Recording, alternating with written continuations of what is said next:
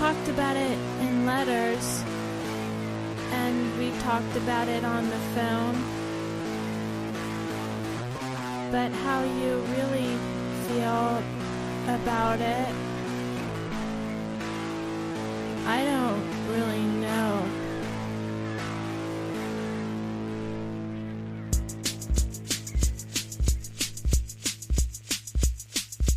What's your take on Castavetti's? What's your take on Castavetti's? What's your take on Castavetti's? What's your take on Castavetti's? Misogynist.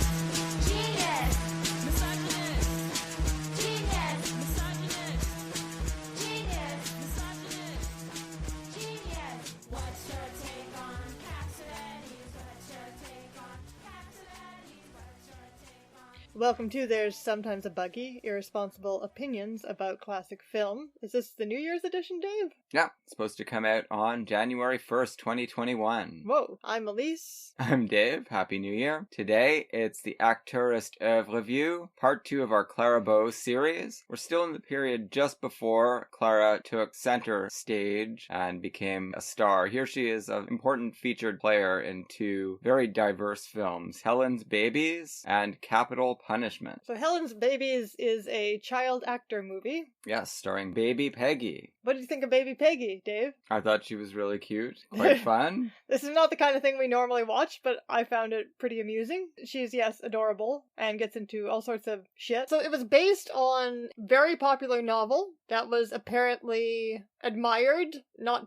for its literary qualities, but admired, enjoyed by G.K. Chesterton and George Orwell. That's pretty diverse. And the book's full title was Helen's Babies, with some account of their ways innocent, crafty, angelic, impish, witching, and repulsive. Also, a partial record of their actions during 10 days of their existence. So this is a bringing together of a very popular property with the very popular Baby Peggy. Yes, who lived right up until our present year at time of recording, 1920. She died in February this year. Wikipedia mentions, I think, that she's the last surviving silent star, which makes sense. Sad that the era has come to a close now. She stopped acting at age 8, but then went on to do many other things after a few setbacks in the middle of her life. She kind of had a great second act as a publisher and writer. Well, it says one of the last living film stars of the silent era of Hollywood. This film stars the red-hot love team of Edward Everett Horton and Clara Bow. Together at last. You just could never have imagined such a pairing, but it's quite fun. Yeah, they have a lot of fun together. Her part is very small, but as soon as she becomes his partner in crime, well, they're not trying to be partners in crime, but that's sort of how it ends up. But they are, right? Because she's the whole reason that he stays. He falls in love with her and decides that he is gonna try to handle this responsibility with the kids. They're more like partners in babysitting, but they're not very good at it. Not that. Oh no, they're both terrible at it. Not that anybody could be with these children. That's the premise. The conceit of the film, though, is that Edward Everett Horton is one of these experts that's not really an expert. There's a fake expert, like Christmas in Connecticut or Theodora Goes Wild. In this one, he is an expert on child rearing, but he's a bachelor and, in fact, has never even tested any of his theories. It seems maybe to have just completely made up this whole book. But it's a bestseller, and apparently people are living by his rules. Including his sister, who is the Helen of the title, and it has produced these Hellions. So it seems.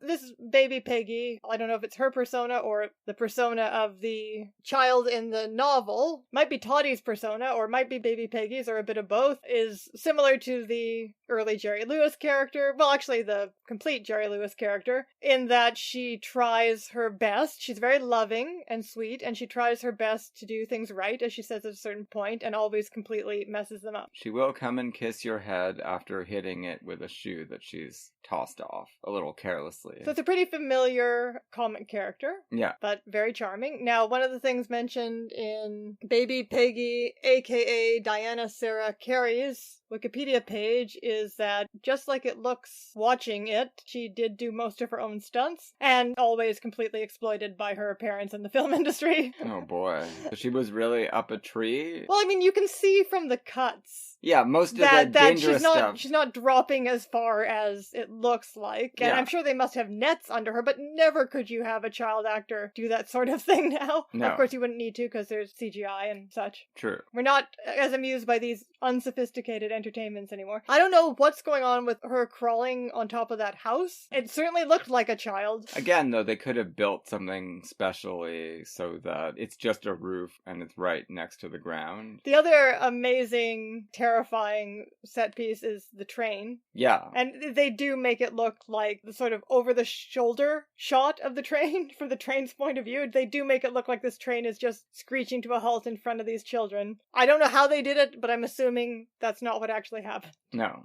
And the dog also. And the dog also, In yes. danger. Yes. So she says she witnessed a lot of animal cruelty during her time in the silent film era. Oh, God. As well as endangerment of children. Yeah, that's the other side of this, folks. Of these delightful entertainments. The film, it's just set piece after set piece, really. There's a through line, which is... The adventures in babysitting. Yeah, thrown into this. Horton works really well with Baby Peggy. Yeah, his sister lives in this giant mansion. We don't really know much about who these people are, but they are not Mr. and Mrs. Average American here. These are very, they're very in a giant, rich people. Giant mansion in the middle of the country. It's a rural setting. They live their leisurely lives, reading and doting on their children, using the books that her brother writes, and it seems to be working for them. That's the thing that's also amusing. Except as soon as Horton announces he's coming for a visit, they tear out of there as fast as they can, so maybe this is slightly overwhelming them. But they've actually been succeeding in keeping these kids calm somehow using his book. But yeah, it's been taking its toll on them and they want a vacation. Well, no,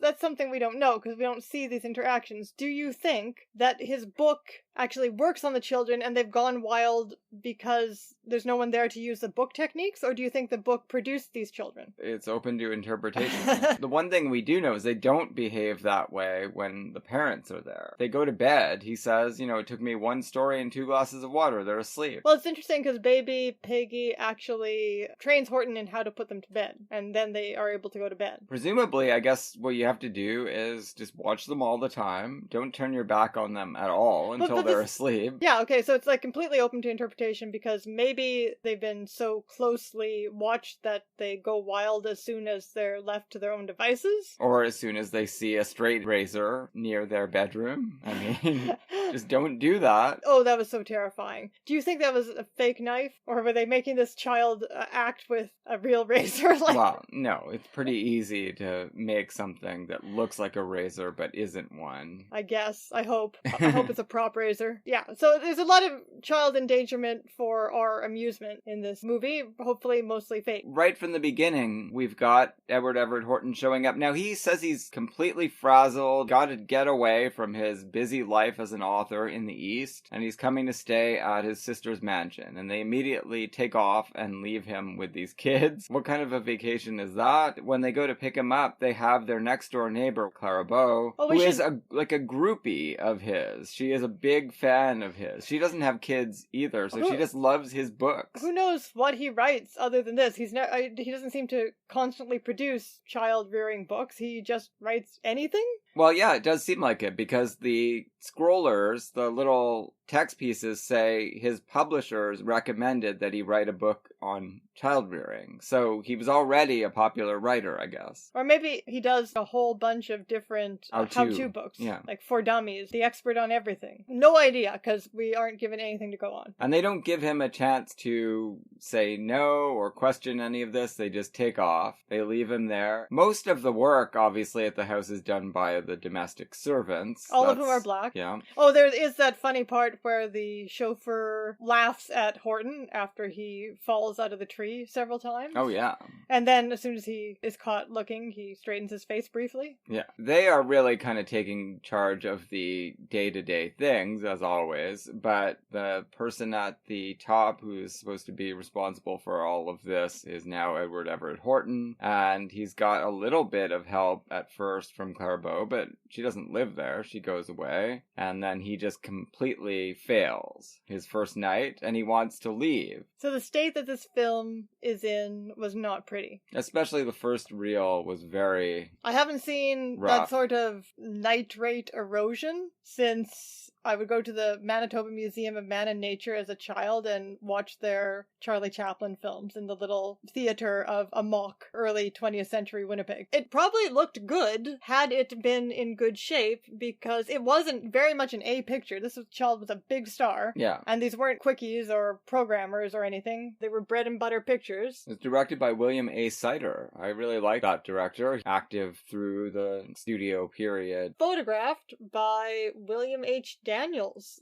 really? Garbo's lensman. And you can see later on, when there are more shots of Clara Bow for that Sunday dinner, that they were probably beauty shots. She's still looking very nice, but you can't see her particularly clearly. She is the main reason that Horton sticks it out. They do have that sequence where he writes this big letter. I don't know how he thinks it's going to get to his sister in time for it to matter, but he does compose a letter announcing his resignation, saying, you come home and take care of these kids right now. And then Clara Bow calls He's going to send it by express mail. Right. She calls upon him and says, Mother wants to have you over for dinner with the kids, hinting that this is due to her interest in him, her personal interest in him, not just his books. And he rips up the letter. And then there's a pretty cute gag. He accidentally gives her Toddy's doll. Well, he's trying to bring flowers, but the kids replace... No, it's just Toddy. This other kid is... Budge. I don't know what this other kid is even doing there. I guess just because there was a second kid in the novel, because the spotlight is not on... Credits call her the other kid. Really? Budge. Did they? Yeah. Oh. I don't other know. baby. Maybe Toddy was the star of the novel too, who knows. So the whole middle part where Clara Bow gets involved throws off any pretenses of being a ladylike character and immediately starts engaging in screwballish behavior with Horton, and they get in a fight with a bunch of, like a big brawl, including Clara Bow, with a bunch of travelers. They seem to And be... by travelers, I mean the people formerly known as gypsies. They're using dialect that sounds like Italian Yeah, immigrant well, dialect. they're clearly meant to be gypsies. There's a caravan, and yeah, the dialect is off. Really off. But they are meant to be some kind of nomadic people who are disreputable and rumored to steal children. Right, and there's a misunderstanding. The kids and the dog really work well together, That was too. great. That's a great sequence. That dog just having a ball, luring them further and further away from their home. I don't know, I thought the dog was scared of them. No, definitely not. He kept looking back and saying, come on, come on. He didn't keep running. He stopped as soon as he was in danger of getting too far away from them. I read it that the dog was stopping when he thought he'd lost them, and then as soon as they moved towards him, he ran off again. No. Dave thinks that he has the inside track on dog psychology. Well, no, but the dog just looked very happy and was like, hey, come on, guys, keep up with me. Well, to what end? That's how animals like to play. Chase me. Oh, because you like to chase your cat. Okay. Dogs like that too. And eventually, when they all get together on the train tracks, I mean, the dog is waiting for them there. Now, the dog did not imagine that they were each going to get confused and pull on opposite ends and make them all get stuck on the train tracks. Well, the dog failed is involved in this too, because when they finally get on the same side, then the dog wants to go in the other direction, so he's just like them. He's the same. They're very confused. So anyway, they stop with this band of travelers who are very nice to them and give them, it looked like bread and jam. Yeah, there was no problem there. No, but then the dog runs off again and they continue after it. But then when Clara Bow and Edward Everett Horton come across the travelers, they are more prejudiced. Well, anyway, Horton is, he just starts brawling with everybody. Yeah, it's a real action set piece. He lays That's another thing crowd. I never expected to see Edward Everett Horton do. He's a little bit younger than we're used to seeing him. He's in his late 30s, but he still looks like Edward Everett Horton. He doesn't really look like a brawler, but... Do you know that he went to Oberlin? That's a great college. Lena Dunham's school? But it's also the first integrated and co-ed college in the United States. Was it her school? Have I got that right? Yeah, that's right. She hated it there. She hated the creative writing program. And it seems like Horton did not like life there either, because he was kicked out after climbing on top of the roof in a very Baby Peggy type move, climbing on top of the roof and throwing a dummy down to make people think someone had committed suicide. Oh, Edward. Oberlin's period of glory was in the antebellum period, where they opened their doors to people of all races and all genders before any other college. Yeah, it still sort of has a progressive reputation. Horton, you looked him up a bit, right? Yeah. What was his career like up to this point? How many films had he been in? He started in 1922, so not a lot. So before that he was on Broadway? He was a vaudevillian, a song and dance man. Let me just see here. He's one of my favorite actors of the 30s and 40s, but I actually don't know much about his career prior to 30s. It says here that only feature films are listed. Despite starting in 1922, because of the kind of work pace of the silent era, he had been in several movies by the time he made Helen's Baby. Oh, right. Okay, so he played Ruggles in the first Ruggles of Redgap. That's a big role. So he came into the film industry as a star. Unsurprisingly, most of Baby Peggy's films were very much considered ephemera and have not survived. I assume this one has been preserved to the extent that it has been because Clara Bow is in it. Makes sense, yeah.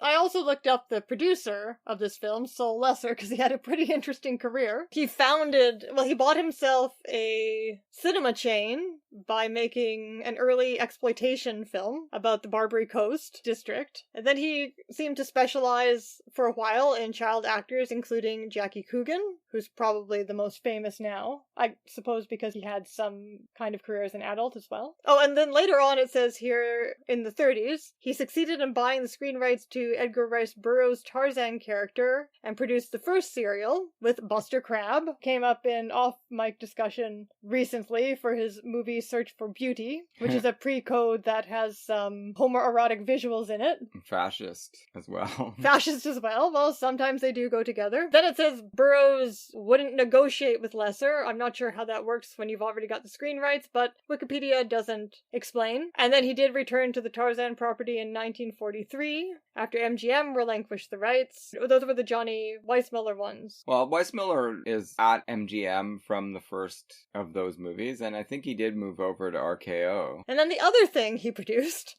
was Eisenstein's Thunder Over Mexico. Do you know anything about that? No. Thunder Over Mexico is a compilation film made from Eisenstein's Que Viva Mexico with the permission of Upton Sinclair, who had commissioned this film. Cool. So now I'm like, we need to do this film in whatever form it survives for a special subject. Of course, we've already planned that up to, 2024 now, but... Yep. But we'll probably keep going with that, because we do enjoy making those plans. And he produced Our Town, the 1940 film, and Stage Door Canteen. So yeah, fascinating, strange... Maverick. Pop culture career. Operating outside of the studios for the most part, but putting some movies out there. Do we have anything further that we want to say about Helen's Babies? It's a very amusing little romp. I quite enjoyed it. Clara Bow does seem, other than the part where they both get very frisky, Clara Bow does seem to be more sedate than we've seen her in the past. It's kind of interesting the way Baby Peggy's personality in this particular movie is similar in certain ways to Clara Bow's as a star. I think Clara Bow gets a few moments to shine. Like when she decides that she really likes this weird gift. That was quite a sequence of double takes from her. It's an important moment, right? She's thinking about it, and then she's like, no, this is amazing. I like this guy even more than I liked him before. We do get a few shots of her doing some very sort of saucer-eyed takes. Pretty unique. There's really not anybody else that looks like that. It does make me wonder how physical she gets with him in that comic fight sequence. This is something we can't know. How many other actresses were behaving like this on film at the time. Now, obviously, the actresses like the very famous silent stars like Lillian Gish and Mary Pickford were of a generation earlier. No, but there were, the Max Sennett bathing beauties. There were a lot of women throwing pies at each other and stuff like that. So there were some very physical female comedians in the silent era as well, but usually part of big groups. Right. Segueing into the second film, until I looked up Schulberg and did some more reading than I've done on him before, meaning more of his Wikipedia page, I hadn't understood how instrumental Clara Bow was to the establishment of Paramount. She was like their biggest star during the silent era. Yeah, in the second half, for sure. In the first half, you've got all those DeMille movies getting started. And Zucker brought over Mary Pickford. So in the teens, she was a big star for them. Yeah, she was there, but then, of course, she went on her own. She was one of the co-founders of United Artists. Yeah, but she did make some movies for Paramount Paramount before that. She brought Lubitsch over, as we've mentioned in the past, Sure. for one of her films. Paramount, it was the MGM before MGM. And it lost a little prestige when MGM overtook it as the biggest money-making studio in the late 20s, early 30s. But it still kind of held second place, at least, in terms of people thought of a big studio. It was Paramount, and then it was MGM. I'm just thinking about Kendall's thesis that Clara Bow kind of represented screwball comedy before there was screwball comedy. Yeah. But not so much for her flapper character as just generally being a kind of fun, roughhouse female comedian. So uninhibited. Well, we get in both of these movies in little snippets anyway. There's more scope for it in Helen's Babies, actually. The combination of this chaotic energy and willingness to take part in comedic set pieces, along with very deep feeling, someone who is not just a slapstick. What's important for Kendall is that these women are able to do both. Being the emotional center, combination, sex symbol, and comedian, she's unique as well. She doesn't have the dumb blonde persona of Marilyn Monroe. She doesn't have the trashy blonde persona of Jean Harlow. She doesn't have the whatever it is that Dietrich and Sternberg were doing.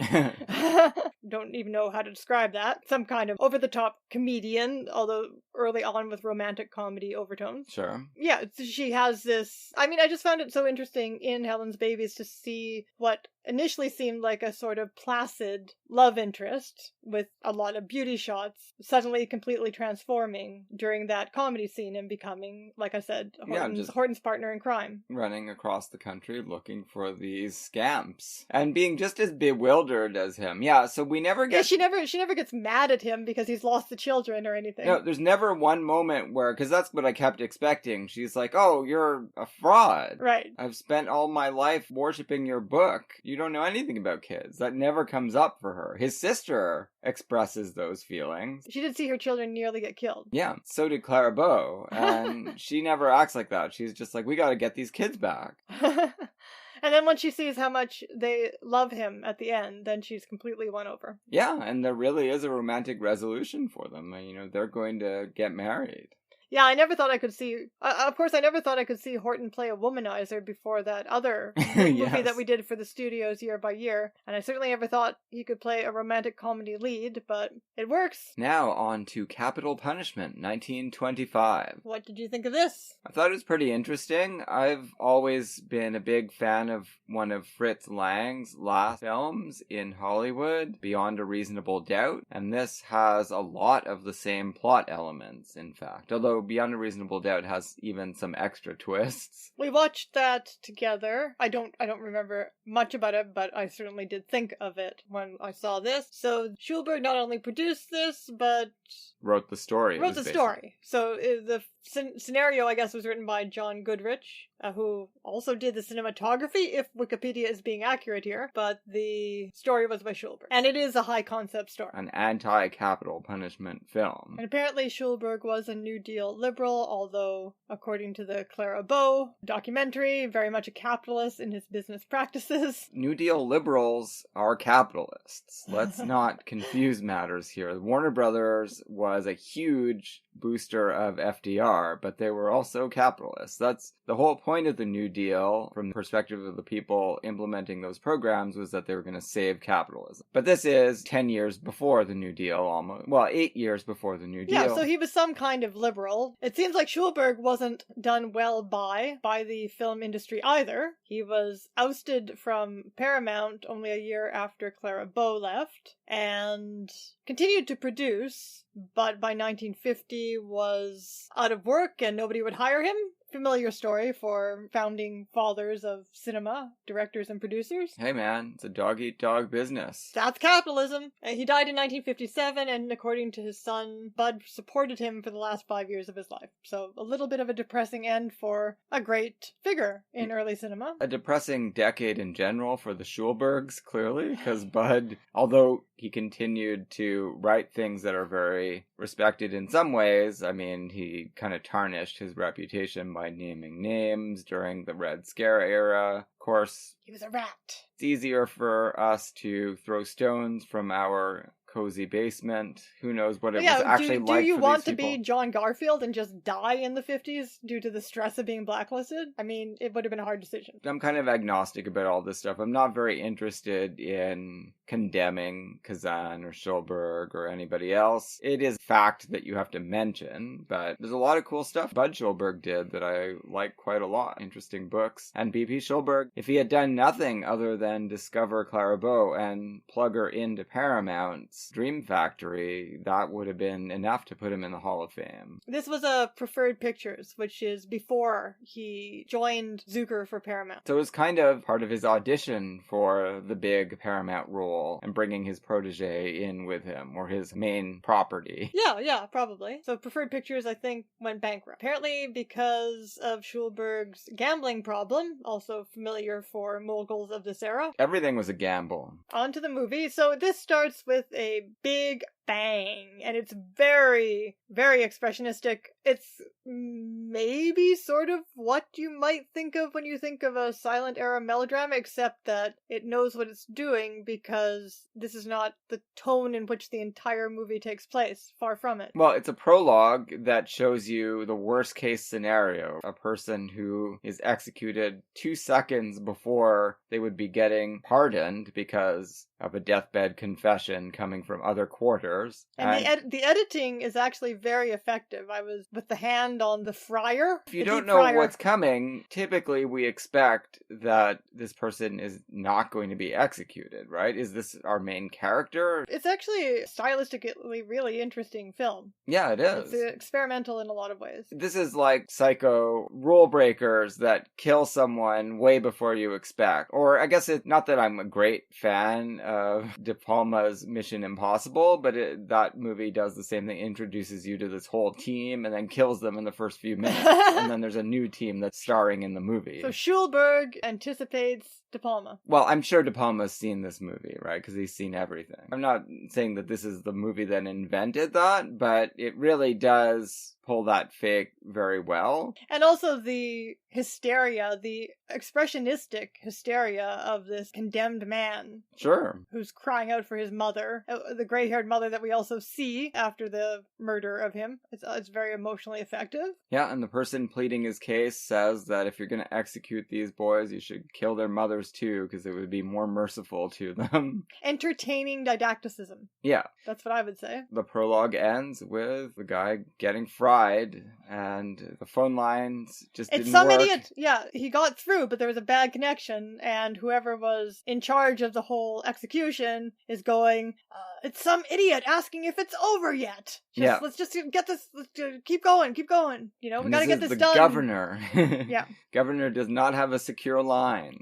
We're on a assembly line here of executions. And the governor puts it very plainly, I didn't create these laws, but I am responsible for executing them and executing people. Yes. Because that's what our states do. And capital punishment, I think, would have been in all 48 states at the time. At most, there were 1 or 2 that didn't have it. So this was pretty much across the United States, and in most countries, capital punishment was the rule. What do you make of the choice to use Catholic imagery in this film? Well, that's fairly common in Hollywood, right? For prison films, execution films, yeah. You've always got the priest in there. I think a lot of that was because populations in the cities were hugely Irish Catholic. and Italian. Shorthand that Hollywood always uses, a priest, crucifixes. Oh, well, that's pretty much what I thought as well. Speaking of Fritz Lang again, not too long from 1925, you got Lang making anti-capital punishment films of his own in Germany, right? Even is... Yeah, that's true. Of course, yeah. Very elaborately. So it's 100% certain to me, anyway, that Fritz Lang would have attended this film with interest when it came out, if it did get distributed in Germany, or as soon as he came to Hollywood, he must have... Well, it's 1925. Do you really think everybody would have been aware of this? Someone who had their own sort of independent production company? It was a big operation. It just failed. It was big enough for him to attract the attention of Paramount, and all Hollywood studios pushed their product in Europe. Okay. When you read stuff from the 20s and early 30s, there's so much newspaper coverage in the New York Times about how France and Germany and England are all pushing to get some of their own movies on their own screens, because their screens are starting to be completely dominated by American product. All right, so another important player in here is Margaret Livingston, who will have a major role in Sunrise, which is one of the classics of the silent era. This is a more ultimately sympathetic role. It's true, but actually for a lot of it, she winds up playing kind of a similar negative role, right? It's understandable. Her motives are comprehensible. The intro is the movie as a whole, in terms of its message, is very high concept, and so is the plot. So, very confusingly, this is again a very much kind of an art movie. It even succeeded in confusing me now a little bit, disorienting me a little bit now, and that wasn't the norm for the American silent films, right?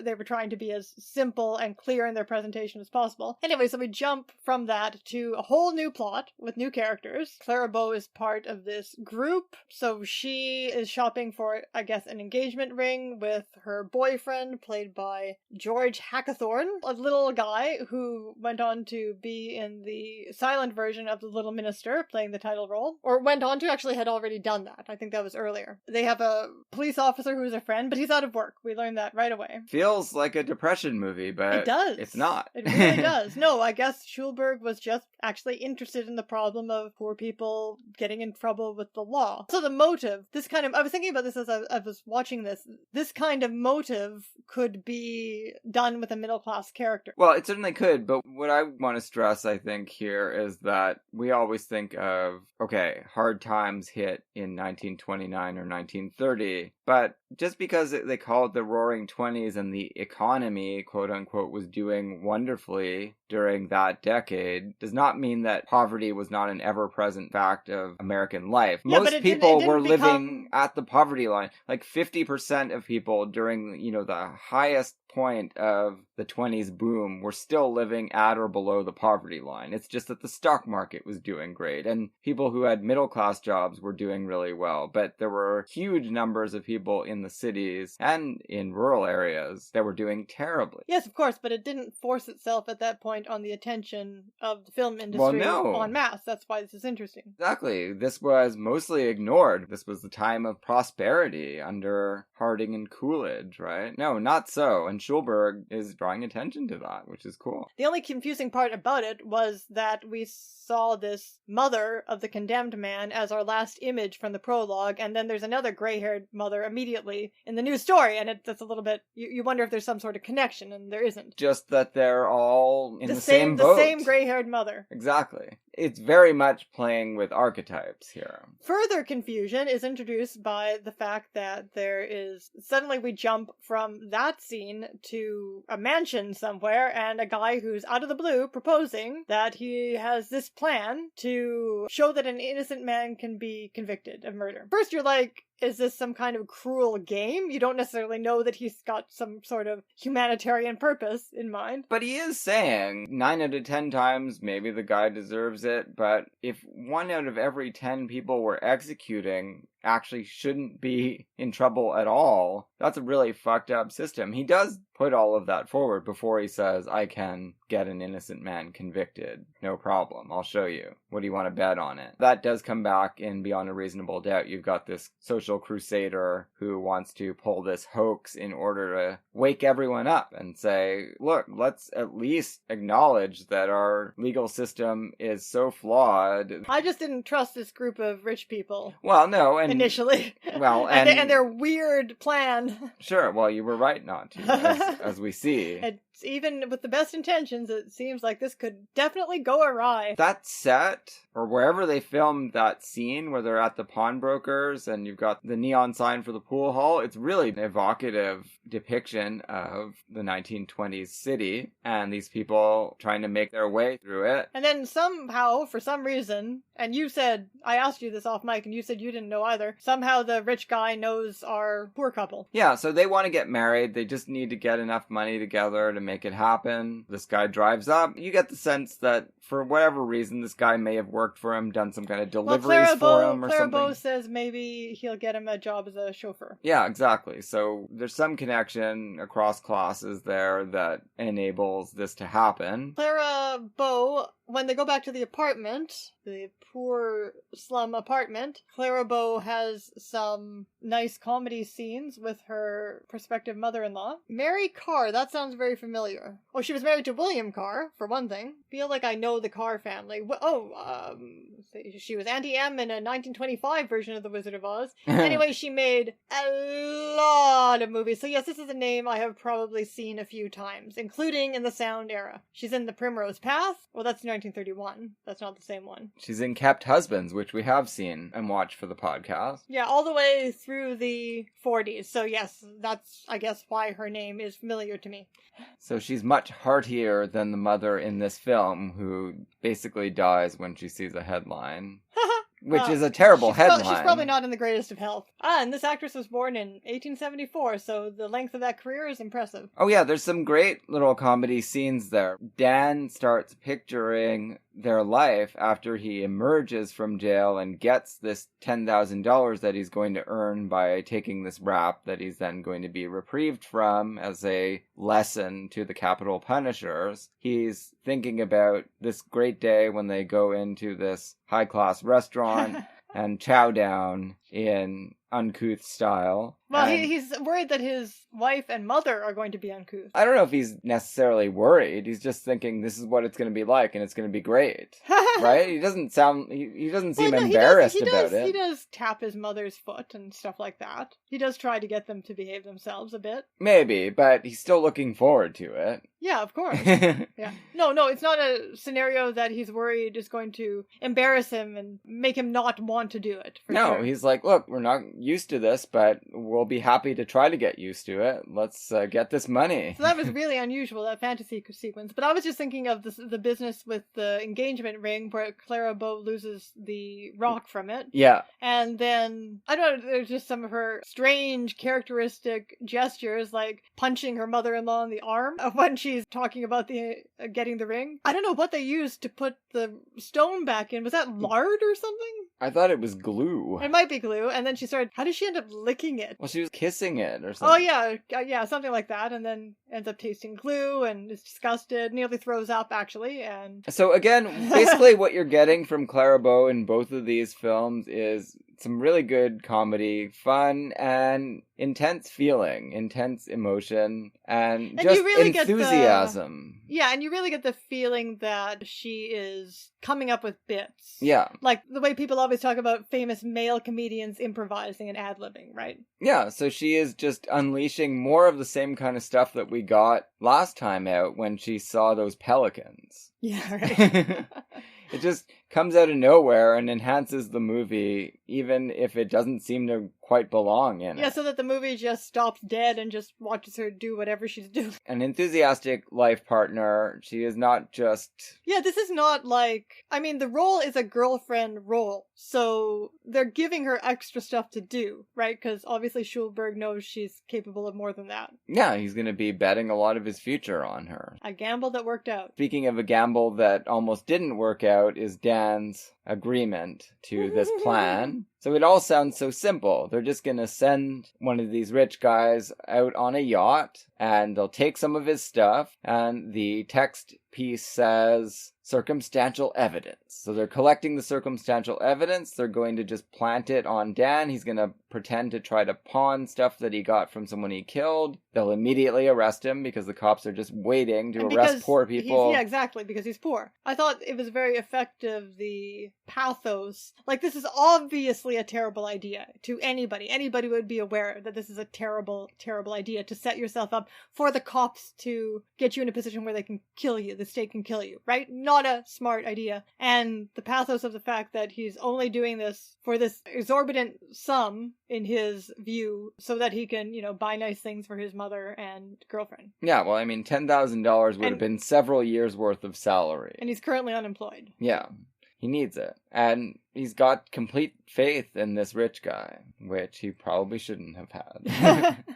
And goes they away. have a signed document, as Lucy says in Peanuts. It was never notarized. That's the problem. It was never notarized. That's right. Nobody else has seen it. Except that Clara Bow does know about it. She knows that he signed something with him, but she doesn't really know what it was all about. Just some kind of job. Again, part of the activism of the film, if you want to call it that, is the way it shows just how quickly the law springs into motion to grab this guy. From the moment that he presents the stuff at the pawn shop, they just get him, put him through a perfunctory trial, and he's on death row. Yeah, which isn't even shown. You know, usually trials are a big part of movies. But there's actually an intertitle saying, oh, just another boring trial with the same result as always. Yeah, just process them and get them ready for execution. I mean, it happens so quickly, right? Because the guy's only away for 3 weeks.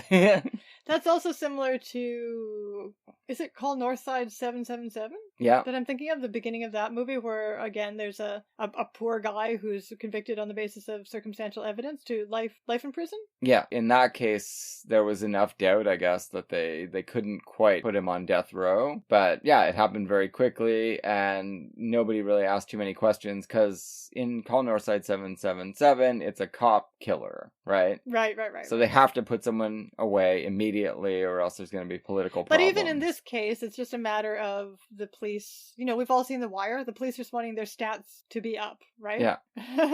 Now, the movie does hedge its bets on all of that because it does give you that down-to-earth beat cop who's their friend who really does play an instrumental role. Oh, that's true. I wasn't even thinking about that as a mitigating factor. I don't think that mitigates things all that much, right? You've got one guy who's really cool, but the system is definitely organized to just trap and kill extraneous people.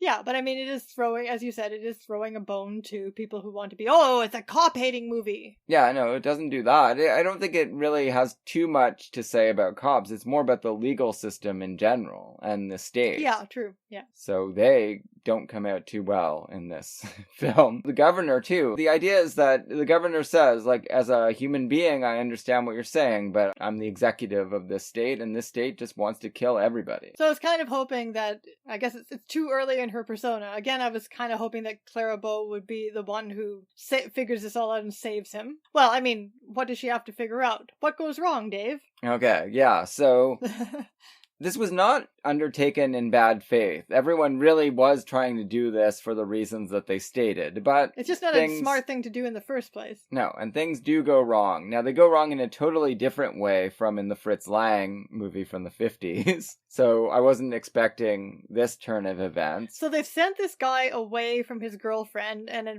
relationship has developed between her and the orchestrator. I think it might be a little bit open to interpretation, but from what I gathered is that she's engaged to the Harrington guy, the rich guy that proposed the $10,000 plan. His friend was kind of also sleeping with or interested in Margaret Livingston. So it's kind of like sleeping a love... But Harrington's never mad at her. He's in love with her. It's a love triangle of sorts, right? But then she tells Harrington that he's lonely, so she has to go be with him. Like, that doesn't make sense if she's with Harrington. I think she's not sure who she likes either, right? It's presented as a love triangle. That's why I thought, well, he's away, this relationship developed. He says this was all a ploy to get me away, but I think it was a love triangle. I think that was the whole point. These two guys hang out with Margaret Livingston all the time, and there's been uncertainty about who she was going to marry. Maybe she had chosen Harrington, but there's also the possibility of her being involved with the other guy. As I say again, then why does he agree to let her go and be with this other guy? I don't know. Okay, so it's ambiguous. Anyway, something like that is happening. There is a rivalry. Yeah.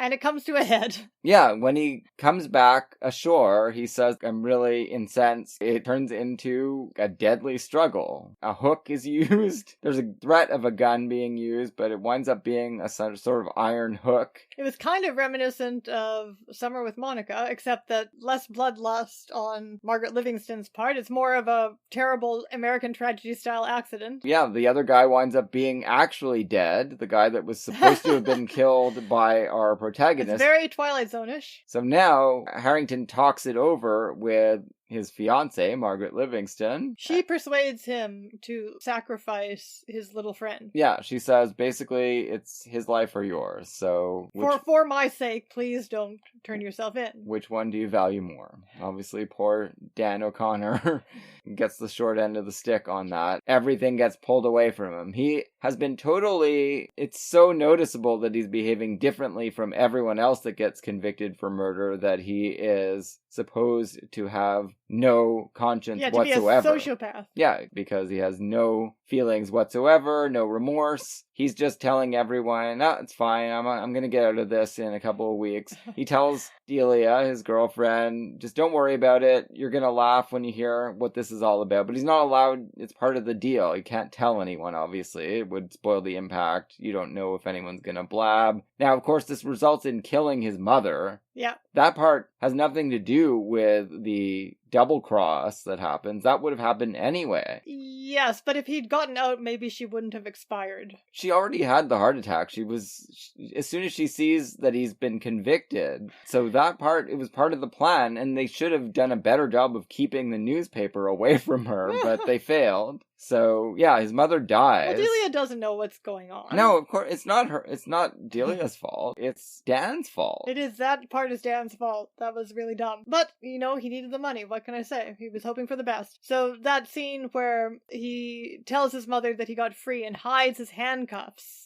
just in time for her to die, believing that he was acquitted or whatever, pretty powerful. Yeah, it is. It is. So, yeah, she dies thinking that he's innocent, and in fact, when she looks down from heaven later on, she will see again that he is innocent, but it has to be established once more. After that, you get basically a change of heart at the last minute. Yeah. By the couple both of them. But only after the cop drags her in. Yeah, exactly. So we get a dual role, and it's kind of unfortunately, it's master planned by the cop, not by Delia, that she is going to go and do her female thing of pleading the case before the governor, and he is going to do his cop thing and bring this woman in under suspicion. He's gotten some info from the butler. And it does turn out that in this movie, the cop's tactic works better. But of course, you have to have this scene. She does a great job pleading for his life with the governor. Often this scene can be a little shrill and... Well, it can't be shrill in a silent film. No, it still could. It still could. But, she is a very good emotive actress. A very unique emotive actress. So what can I say? It is enjoyable to watch. And it does pull the tears out of you, I think. Not out of the governor, though. He is adamant. Well, he can't do anything about it, as he's already said. So this is not going to work, no matter what. No, he could. Governors do have the power to pardon. But this if he thinks there's a reason. Even if he doesn't, he could. But no, this guy's a stickler. So he's executing the laws. He can just say, I feel sorry for this person, so I'm going to let them go free, although they've been convicted of a capital crime. Well, yeah, he could do that, but there would be major political repercussions. But he could put a stay of execution. A governor can do that anytime they want. And that happens in a lot of movies, right? And in real life. So if there's any doubt anyone raises, you can say, no, okay, don't execute them today. No, nobody has any doubts here. No, it's true. Policeman really comes through. Combination of evidence and change of heart makes it possible for Dan to be freed at the very, very last minute once again, right? And the governor is like, no, we're not going to chance it with the phone lines this time. We're going to speed to the prison. They kind of do both. Like, one person is calling. It wasn't clear to me, actually, who effectively got through to them first. There's also, Harrington is also trying to get through the gates. Yeah, he fails to get there. Yeah, he on his own has a change of heart. Yeah. But yeah, he's the one that has the least success because he's just there screaming in the wind. Don't execute Dan! I'm a bleeding heart liberal. I had this whole plan and now I've gone the reverse way and made another guy die for no reason. And it's a kind of remarkable... And then we get the whole, second sequence of a innocent condemned man fighting against being executed, but this guy is less... he does it in a completely different style than the first guy. Yeah, he's not just kissing a cross. This guy, he's actually fighting, and he actually does probably save his life. If he had just gone and offered no resistance, then they would have had time to execute him. So, and I did find it moving, the part where he cries out, "You can't kill me, I'm helping humanity!" Yeah, exactly. And then, we get the reunion scene with him and Clara Bow at the end. He's so traumatized by the whole experience, he doesn't even see or hear her initially. And it is that was an incredible... Their sequence together is... And then there's a pieta where she's embracing him on the floor, and yeah, it was very moving. It was really good. Sweet. She manages to bring him out of it by degrees, talking about how they're going to go to Coney Island, basically. And she does like this little thing where she pantomimes going on the roller coaster, right? So just as with Jennifer Jones, as with Katharine Hepburn, whoever, and those people at least had a little bit of education in acting, other than making films, you just feel confident right from the start that this person can do anything they're required to do, but extra, Mm-hmm. Very distinctive. There's no, I mean, there will be a progression. She's going to get better. Well, right? And she's going to get more and more screen time. Yeah, but everything is just all there already. Yeah, so we hope that you enjoyed our 2 mid-20s Clara Bows. I believe next time we're going to start getting into ones where she is the star. I hope so. That would see. be great. Again, we're watching all of these, or almost all of these, for the first time along with you, so... What's next, Dave? Next time out, we're headed back to the Hollywood studios year by year. It's going to be Universal 1934. What did we choose? Elise, it's going to be Black Cat, Edgar Ulmer. Everybody loves that movie, and I do too. And One More River, directed by James Whale. That's one we haven't seen. Nope, but it's an early James Whale, so probably good. Looking forward to that in 2021. Hopefully everyone's year is off to a decent enough start given the circumstances. And if you're there's sometimes a buggy fanatic. We have, over the Christmas holidays, we've spent part of our time, because this is the kind of fun that we have together, especially during COVID, we planned even more years of our upcoming schedule and briefly researched the films and ascertained their availability. So yes. So we've pushed it all the way to the end of 2024. That will take us to the end of our projected series on Lily Palmer, international actress of great merit that we're sure you will love, but that's coming a long time from now. I also made a list on Letterboxd of all the movies we're going to cover. It encompasses over 400 movies coming up in the next 4 years. So. How do they find that on Letterboxd, Dave, if they want to follow it? If you're following me on Letterboxd, it's one of my lists. I think that's the best way to find it. Who are you on Letterboxd, Dave? I'm David Fiore. There you go.